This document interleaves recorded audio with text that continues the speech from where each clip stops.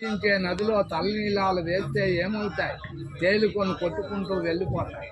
కానీ అమ్మవారు వేసిన తలనీలాలు విచిత్రముగా గిరగిరా తిరుగుతూ మునిగిపోయారు. అమ్మవారికి అనుమానం వచ్చింది. తన తల్లి అయినటువంటి భూదేవిని చేసి, అమ్మ, మేము ఏమి దానం చేయించాం, తలనీలాలు యమునామాతకు సమర్పించాం, ఎందుచేతనో మునిగిపోయారు. మా యందు ఏమైనా దోషముందా? తల్లి, ఈ ప్రయాగ క్షేత్ర మహత్యం వల్ల ఇక్కడ ఏ దంపతి అయినా దేవీ దానం చేయిస్తే తలనీలాలు మునిగిపోతాయి కానీ తేలవు. కాబట్టి మీ యందు ఏ దోషం లేదు అని చెప్పింది భూదేవి. తదనంతరం సీతారాములు ఇరువురు భరద్వాజుడి దగ్గరికి వెళ్ళి, స్వామి, మా మొదటి వివాహం మిథిలా నగరంలో జరిగింది.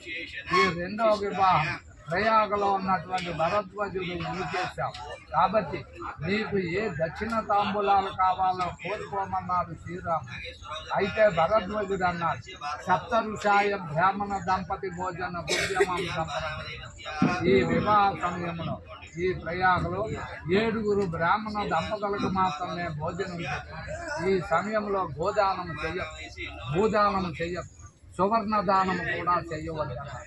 కానీ అంత మహావిష్ణువు అయినటువంటి శ్రీరాములు వారికి సరిగ్గా వినబడాలి.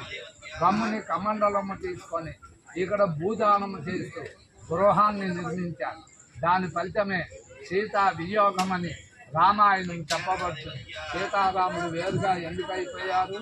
ఈ ప్రయాగలో బ్రాహ్మణుడికి భోజనం తప్పిస్తే మరి ఏ దానం చెయ్యరాదు, చెయ్యకూడదు.